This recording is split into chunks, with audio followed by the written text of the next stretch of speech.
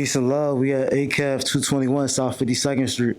We got 37 Mac in the building. He just slid through for an interview. He brings some of his artists as with him as well. So could you introduce who you got with you? Yeah, for sure. We go by Umbrella Committee. This Gino, this Mills, and this E-Way right here.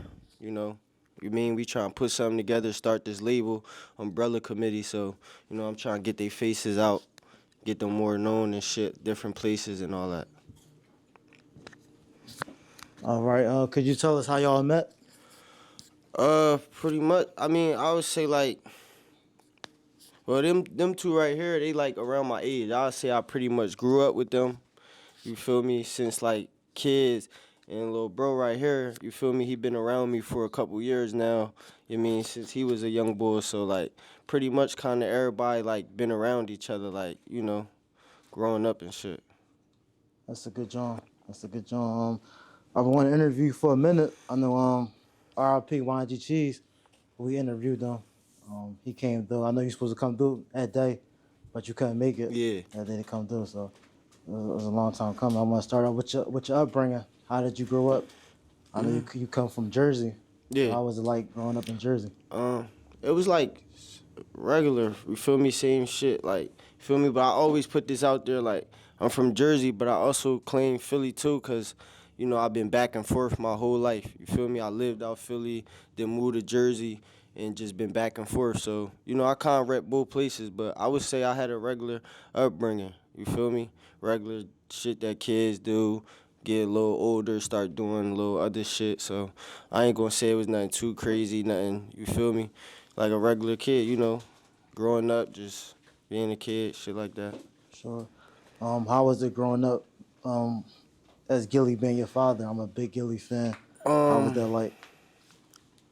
I would say, like, I always was popular because of that. Like, you feel me? People that did know who my pop was, like, you feel me? They always knew who I was, because before the music and all that, I used to box and shit. So a lot of people remember me from that. You feel me? My pop posted me up boxing and shit like that. So I say, like, I always just got showed love. Always, you feel me? Met people, networked it with people and shit like that. Been around a lot of been in different rooms with different people because of my pop. It's just like, you feel me? It was like good. Speaking on Gilly, how was it? How did he influence you growing up?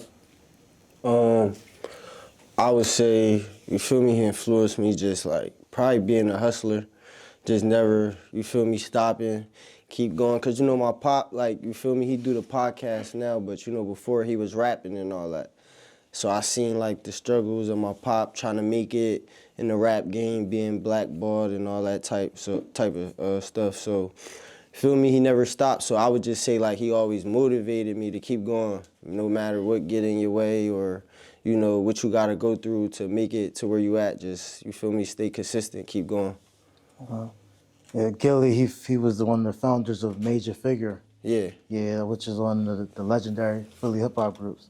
So speak on that, your father starting Major Figures. And for real, I ain't gonna lie, I don't even think I was, like, born when he started that. That was in the 90s, right? I was born in 99. I think they just had started, like, by the time 99 came, I think they was already, like, dropping music and all that. So I remember listening to their music, being around in the studio, but, like, far as, like, the process or, like, how they created it, I ain't gonna say, like, I know too much, because I don't think I was born around that time. But I definitely grew up, like, a Major Figures fan, like, listening to my pop music, being in the studio with him, being around him, going to shows and all that type of stuff. Okay.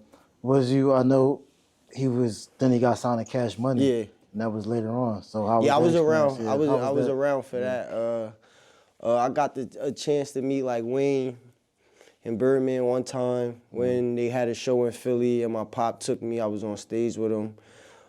I even had like a little Cash Money chain when I was like a kid and shit like that. Like, I remember little bits and pieces, you feel me? But I was still like young, like, when that was going on. Right. So you met Lil Wayne and all that as a youngin'? Yeah. Once though, I was like probably like 7, 8 when I met him. Okay. And I know Gilly had rap beefs coming up. Yeah. Yeah, one of the rap beefs they had was state property versus major figures.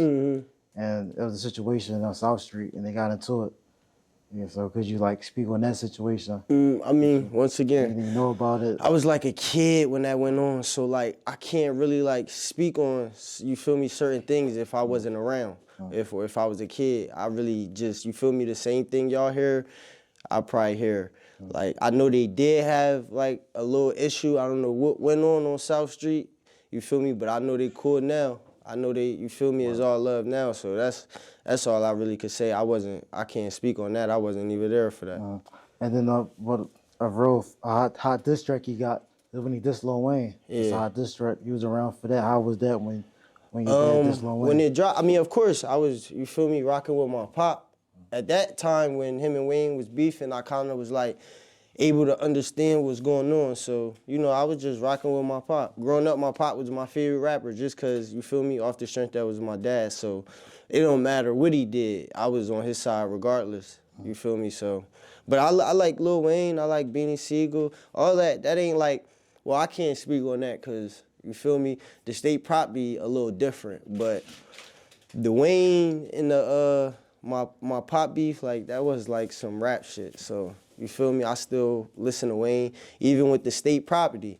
It was some real shit back then, but now everybody, you feel me, Freeway, you feel me, that's like family. He done came to my brother Janaza, all type of stuff. So like, you feel me?